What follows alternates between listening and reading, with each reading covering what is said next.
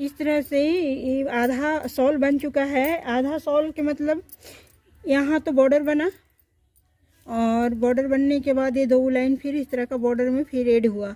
इस तरह का आधा फूल, फिर ये बीच में एक फूल और आधा आधा दोनों साइड, आप देखिए। और फिर ये 3 फूल, 1 2 3 फूल बनने के बाद अब फिर से ये आधा आधा वाला हो जाएगा, क्योंकि यहाँ पे ये आधा हो गया। इस तरह से आधा शॉल बन गया। तो ये अब बड़ा वाला भी शॉल बनाए, तो जब तक आधा ना हो तब तक ये पूरा फूल इस तरह से घटते बढ़ते क्रम में बनाते रहिए। इस तरह से ये घटते बढ़ते क्रम में बना है। और अब यहाँ पे एक फ्लावर बनेगा। फ्लावर बनाने के लिए तो मैं यहाँ पर बता ही चुकी हूँ, फिर से मैं बता देती हूँ कि किस तरह से ये फ्लावर बनता है। इस तरह से ये चारों कोना पे और फिर बीच बीच में इस तरह से ये फ्लावर का बेस बनता है। फिर उसके बाद चारों तरफ इसका कवर हो जाता है इस तरह से।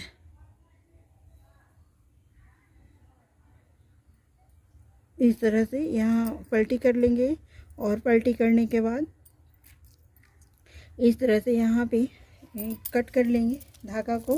धागा के कट करने के बाद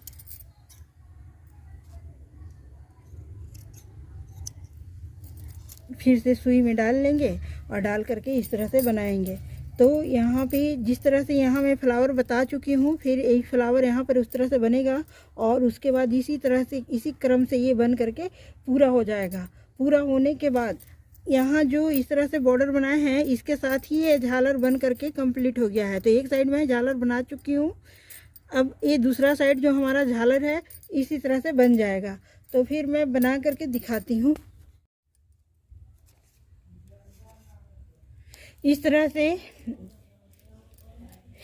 बना हुआ है, आधा पर आ गया है, आधा पे इस तरह से बन चुका है। अब ये डिजाइन कैसे बनेगा इसे मैं बना करके दिखा देती हूँ। ये बीच वाला बेस बन गया, और अब इस तरह से चारों तरफ से डिजाइन का कवर कर लेंगे इस तरह से, जो कि ये पहले वाला इसमें बना हुआ है।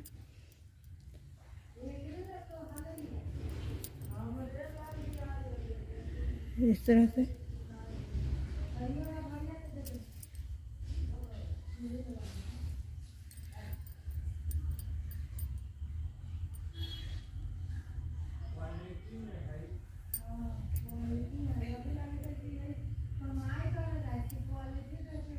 इस तरह से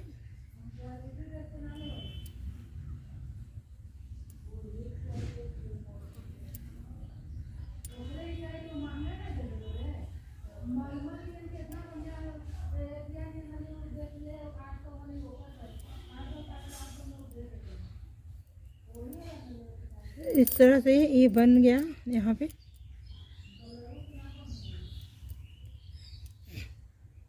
पूरे डिजाइन का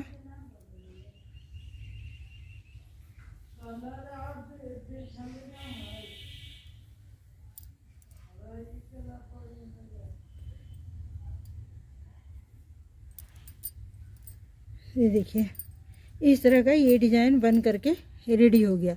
अब यहाँ पे दोनों तरफ आधा आधा डिजाइन बनेगा, और फिर उसके बाद ये आधा डिजाइन यहाँ पर बन जाएगा। इसी तरह का ये बनता है। इस तरह से यहाँ से जैसे शुरू हुआ इस तरह से बनते हुए बढ़ा, और अब ये घट रहा है, और घट करके फिर यहाँ पे इस तरह का बॉर्डर बन जाएगा जैसे यहाँ बना हुआ है। फिर मैं बना कर दिखाती हूँ, और ये झालर इसी के साथ बन जाएगा ऐसे। तो ये बन गया है, और ये किनारे किनारे जैसे इसमें बना हुआ है क्रोशिया से, आप देख सकते हैं कि इसमें किस तरह से क्रोशिया से बनाई हूँ। तो इसी तरह से क्रोशिया से बनाना है। तो ये साइड में इधर क्रोशिया से मैं बना करके फिर दिखाऊंगी। इस तरह का ये शॉल बन गया है। शॉल बन करके रेडी हो चुका है, आप देख सकते हैं। ये धोने के बाद इस तरह से धागा मिल जाता है, इसलिए जब अभी शुरू है तो ये जाली जाली नुमा दिख रहा है, जब धुलाता है तो फिर एक साथ ही हो जाता है। तो ये बन करके रेडी हो चुका है। यही वाला शॉल है, देखिए ये काफ़ी सुंदर और काफ़ी अच्छा लगता है। ये भी धुलने से उस तरह से हो जाता है। तो इस तरह से ये डिज़ाइन कैसा बना, पहले आधा, फिर ये 3 बना, फिर ये पूरा 3 बना, फिर उसके बाद ये आधा आधा हुआ। इधर भी बॉर्डर है और इधर भी ये बॉर्डर बन गया है। 2 लाइन बीच में गैपिंग वाला है इस तरह से। तो यहाँ भी गैपिंग वाला है 2 लाइन इस तरह का। तो आप देख सकते हैं ये बन करके रेडी हो चुका है फाइनली। इधर बॉर्डर हम नहीं बना पाए क्योंकि ज़रूरत नहीं है, इसे ओढ़ना तो है नहीं।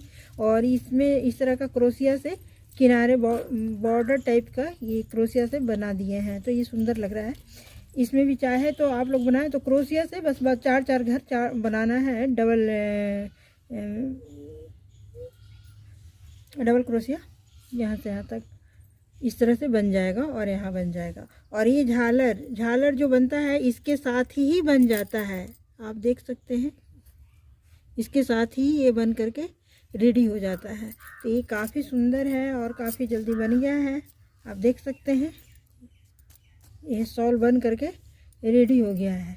तो आप इसे देखें और बनाएं इस तरह का। देखिए ये किस तरह से है बना हुआ, ये काफ़ी सुंदर शॉल है।